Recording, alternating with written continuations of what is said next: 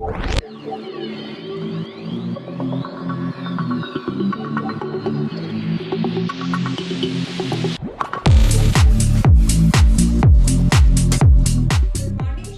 Welcome to my YouTube channel mathematics with Ovigo. तो students, आप सभी का आज फिर स्वागत है आपके इस चैनल पे। तो देखिए, हम लोग क्या पढ़ने वाले हैं, आज पढ़ने वाले हैं क्रैमर रूल। ठीक है, अलजेब्रा पेपर चल रहा है आप लोगों का एमएससी फर्स्ट ईयर का। तो उसमें स्टूडेंट्स अलजेब्रा का पेपर मैं एक बार बता देती हूँ ये चीजें। एमएससी फर्स्ट ईयर का हम लोग पढ़ रहे हैं अलजेब्रा। अभी हमने फर्स्ट पेपर कवर करने की कोशिश कर रहे हैं। ठीक है, अलजेब्रा पेपर उठाया हुआ है हमने। तो इसमें हम क्या क्या पढ़े हैं, क्या क्या नहीं, सभी के लिंक आपको डिस्क्रिप्शन बॉक्स में मिल जाएंगे। प्लीज एक बार चेकआउट जरूर करिएगा स्टूडेंट्स, क्योंकि देखो आपके लिए इंपॉर्टेंट है क्या क्या पढ़ेंगे। वो सब चीज मैंने फर्स्ट लेक्चर में डिस्कस की थी, है ना। उसके बाद के लीनियर ट्रांसफॉर्मेशन के काफी सारे लेक्चर हमारे हो चुके हैं। ये जो हमारा क्रैमर रूल है, ये हमारा सेकंड चैप्टर पढ़ रहे हैं हम लोग कि लीनियर ट्रांसफॉर्मेशन का matrix form, matrix representation of linear transformation, है ना। उस चैप्टर में आता है क्रैमर रूल। इससे पहले का जो लीनियर ट्रांसफॉर्मेशन था कंप्लीट, वो हम लोग पढ़ लिए हैं। लिंक डिस्क्रिप्शन बॉक्स में, आप लोग प्लीज चेकआउट करिएगा। तो आज मैं आप लोगों को सिखा रही हूँ क्रैमर रूल। बहुत इंपॉर्टेंट रूल है स्टूडेंट, इससे इजीली क्वेश्चन भी सॉल्व होते हैं।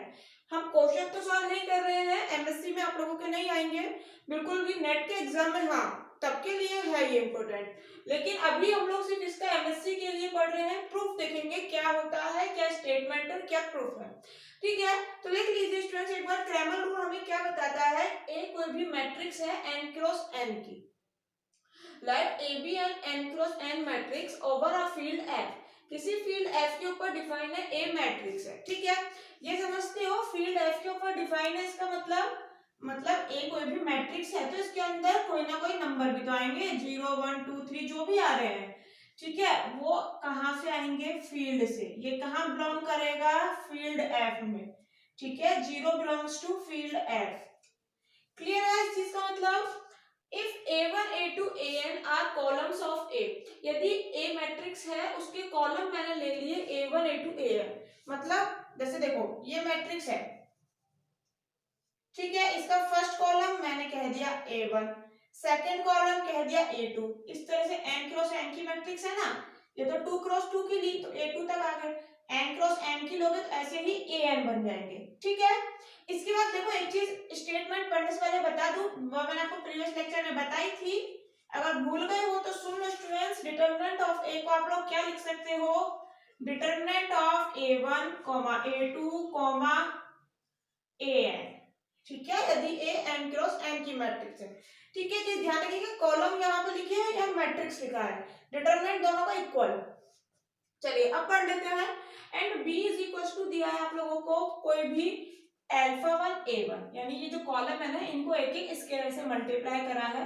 Alpha 1 a1 plus alpha 2 a2, इस तरह से alpha n an for some scalars alpha 1 alpha 2 alpha n belongs to f। Field में स्केलर आते हैं। ठीक है, इनके लिए तुमने यदि एक b इस तरह से बनाया है तो ध्यान रखना यहाँ पर क्या निकाल रही हूं मैं, अल्फा i। देखो अल्फा 1 अल्फा 2 अल्फा n, 1 के साथ 1 है, 2 के साथ 2 है, n के साथ n है। ठीक है, यहाँ देखिए एक बार समझने की कोशिश करिए, i वाला जो था आपका पोजीशन ai ना लिख के यहाँ लिखा है b और निकाला क्या है, अल्फा i। तो ये क्रैमर रूल कहता है अगर इस तरह से b को तुम डिफाइन करते हो कॉलम को स्केलर से मल्टीप्लाई करके, तब तुम अल्फा i निकाल सकते हो। कैसे, 1 upon determinant of a multiply determinant of a1 a2, ऐसे कहां तक जा रहा है, ai माइनस 1 तक। ठीक है, फिर आया b बीच में, ai नहीं आया है, ये चीज ध्यान रखना बस। फिर ai नहीं आया तो उसके बाद क्या कहते हैं, ai प्लस 1, तो ai प्लस 1 से फिर चला गया आपका n तक। ठीक है, अगर अल्फा i निकालना है तो क्रैमर रूल बताता है फॉर्मूला। क्लियर है, बहुत इंपॉर्टेंट रूल है स्टूडेंट्स, एग्जाम में क्वेश्चन आते हैं नेट के में। मैं फिर रिपीट करूंगी, एमएससी में सिर्फ प्रूफ आता है, काफी अच्छा प्रूफ है, राजस्थान यूनिवर्सिटी में डिस्कस भी किया गया था, पूछा भी गया था। ठीक है, मैं आप लोगों को इसका प्रूफ बताती हूँ, आप लोग प्लीज स्टेटमेंट नोट कर लीजिए, मैं रफ करूंगी। देखिए अपन प्रूफ स्टार्ट करें तो सबसे पहले क्या लिखते हैं, जैसा मैंने तरीका बता रखा बिल्कुल उसी तरह से चलिएगा, एग्जाम में नंबर कहीं नहीं कटेंगे आप लोगों के। सबसे पहले गिवन लिखो जो भी दिया है थ्योरम में। ठीक है, उसके बाद देखो हमें क्या शो करना है, उसके बाद अपना प्रूफ स्टार्ट करो। ठीक है, तो देखिए गिवन क्या था, ए कोई n क्रॉस n की मैट्रिक्स है over a field F, A1 A2 AN उसके कॉलम हो गए मैट्रिक्स A के। तब हम क्या शो करेंगे कि alpha is equal to this where b is equal to, जो b लिखा है उसका वैल्यू ये है for some scalars alpha 1 alpha 2 alpha n belongs to F के लिए। ठीक है, ये हमें प्रूव करना है। चलिए प्रूफ स्टार्ट करा मैंने, तो इस वाले पार्ट को लेके चली हूँ, इसकी वैल्यू मैं फाइंड आउट करने की कोशिश कर रही हूँ। ये मैंने एज इट इज लिख लिया है, determinant of a1 ai minus 1 तक गए, फिर b ai प्लस 1 और an। बहुत इजी प्रूफ है स्टूडेंट्स, एग्जाम में आ जाए बिल्कुल बल्ले बल्ले है, मतलब मजे आ जाने वाले हैं। ठीक है, सिंपल सा b का वैल्यू पुट करा, देखो इसे समीशन की फॉर्म में लिखना चाहूँ b को, तो क्या लिखूंगी समीशन की फॉर्म में, अल्फा 1 a1 अल्फा 2 a2, ऐसे कहां तक जा रहा है अल्फा एंड an। तो क्या मैं इसको ऐसे नहीं लिख सकती students, alpha i ai summation i का वैल्यू वेरी कर रहा है 1 से लेकर n तक। आप एक बार खोल के देखो इसे, i का वैल्यू पुट करके देखो। ठीक है, क्लियर है। चलिए b का वैल्यू यही पुट करा है मैंने और कुछ भी नहीं करा, सब चीज एज इट इज है। आप लोग आराम से देखिए, ये कोमा लगा रखे हैं, b का वैल्यू लिख दिया, इधर का पार्ट एज इट इज, इधर का पार्ट एज इट इज। ठीक है, अब देखो थोड़ा सा इसे ओपन करके लिखा, वही ये वाली वैल्यू पुट करी, अल्फा है ए आई वाली, आई का वैल्यू पुट करके देखा तो ये आ गया अपने पास। ठीक है, मतलब सिंपल से ये वाली चीज मैंने अब यहाँ लिख दी, ये लिखने की कोई जरूरत नहीं थी। मैंने इस, अगर मुझे ये लिखना ही होता तो फिर मैं आपको सॉल्यूशन वाला क्यों बताती। बस आप लोगों को समझ आ जाए चीजें, सिर्फ इसीलिए मैंने उसको दोबारा इस रूप में लिखा है, ये तो अपन इसी से भी कर सकते थे। ठीक है, शॉर्टकट, क्योंकि ऐसे देखो थोड़ी सी चीजें क्लियर नहीं होती है। अब ये पूरी एक एक टर्म है, यहाँ पर n टर्म आ गई तो कंफ्यूजन हो जाती है, इसीलिए समीशन की फॉर्म में लिखा था, बट कोई नहीं, समझ आना चाहिए कैसे भी आए। ठीक है, ये वाला यहाँ लिखने के बाद अब मुझे बताओ, यहाँ थोड़ा सा आप लोगों को अजीब लगेगा, जब आप डिटरमिनेंट निकालते हैं तो भी तो ये चीज करते थे ना, कौन सी, जो मैंने यहाँ पर करी है। सिंपल सा है, a1 कॉमा a2 कॉमा कहां तक जा रहा है ai माइनस 1, फिर कॉमा, ये पूरा एक टर्म है, फिर एक एक टर्म है, एक एक कॉलम है, i प्लस 1 वाला कॉलम, इसी तरह से n वाला कॉलम। तो क्या मैं इसको इस तरह से नहीं लिख सकती अलग अलग, अल्फा 1 तो कांस्टेंट है, बाहर आ जाएगा डिटरमिनेंट के, डिटरमिनेंट ऑफ a1 से लेकर ai माइनस 1, और सिर्फ अल्फा 1 के साथ जो भी मल्टीप्लाई हो रहा है वो लिखा, और फिर ai प्लस 1 से an तक। सिंपल सा है, कुछ भी नहीं करा। इसी तरह से देखो, फिर प्लस है, प्लस लगा दिया। अब ये वाला ले लेते हैं, अल्फा 2 डिटरमिनेंट से बाहर आ जाता है, कांस्टेंट है, डिटरमिनेंट अप्लाई हो जाएगा इस पे, यानी कि a1 से ai माइनस 1 तक तो एज इट इज, और फिर ये तो अपन ने लिख ही लिया। अब a2 से, और सॉरी स्टूडेंट्स, देखो मैं भी कंफ्यूज हो गई ना इसको लिखने में, इससे इसीलिए करते हैं, a2 के लिए अल्फा 2 बाहर ले लिया, ठीक है, a2 एज इट इज लिख दिया, और फिर ai प्लस 1 से an तक। ठीक है, फिर इस तरह से प्लस डैश डैश चलता जाएगा, अल्फा 1 a1 अल्फा 2 a2, ऐसे कहीं ना कहीं i भी वाला टर्म भी होगा, j के जो भी लेना है लो, मैंने यहाँ i ही ले लिया, i वाला टर्म भी होगा कहीं ना कहीं। ठीक है, i इसलिए लिया क्योंकि यहाँ भी तो i लेके चल रहे हो, ठीक है, कंफ्यूजन ना हो इसीलिए।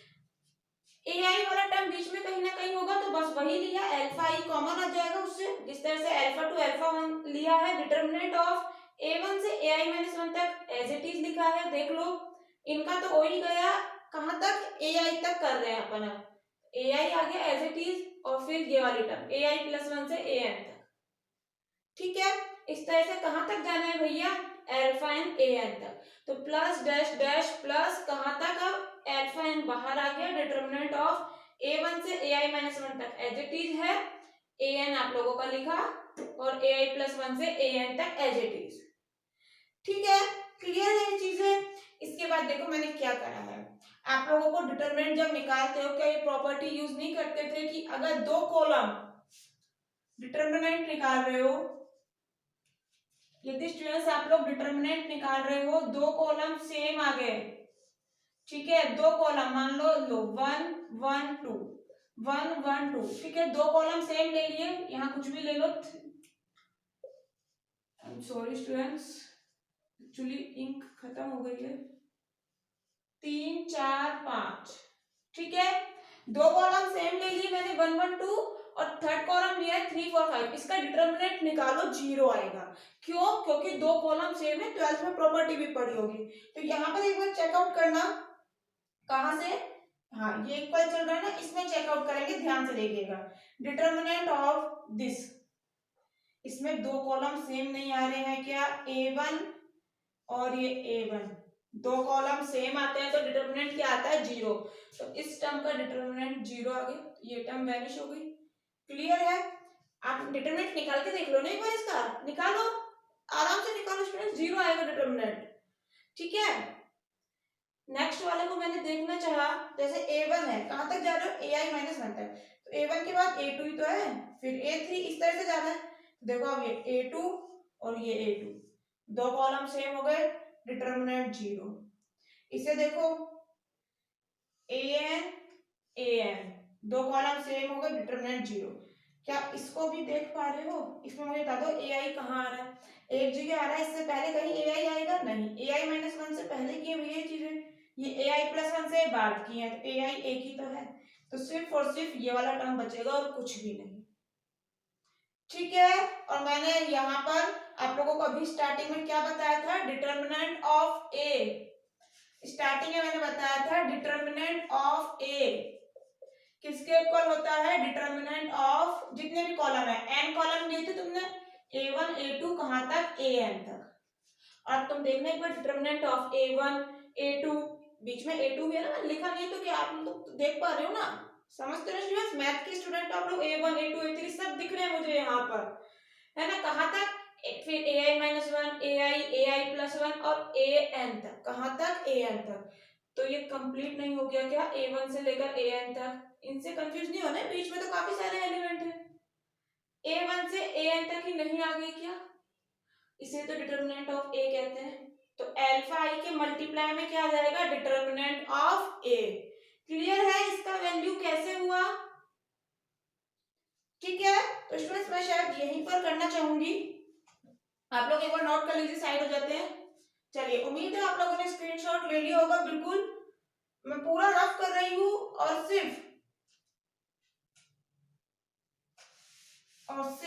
ये वाला टर्म छोड़ रहे हैं।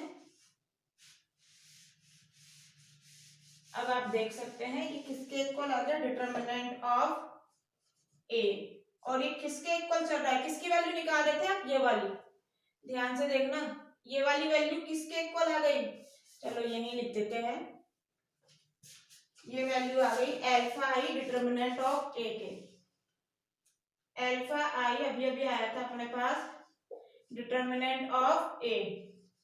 ठीक है, क्लियर है ये चीजें, आपको वैल्यू निकालनी किसकी थी, अल्फा आई की, अल्फा आई की वैल्यू निकालनी है तो इसको अपॉन में भेज दो, ये टर्म अपॉन में डिटर्मिनेंट ऑफ A, ये वाली टर्म अपॉन में डिटर्मिनेंट ऑफ A। क्या अल्फा आई नहीं आ गया क्या, यही दिस इंप्लाइज करके लिख दीजिए, इतना इजी है स्टूडेंट्स ये वाला, आप लोगों के पास थ्योरम, रिजल्ट, क्रैमर रूल, इसका अगर प्रूफ आ जाए तो वाकई में कैसे भी नहीं छूटना चाहिए।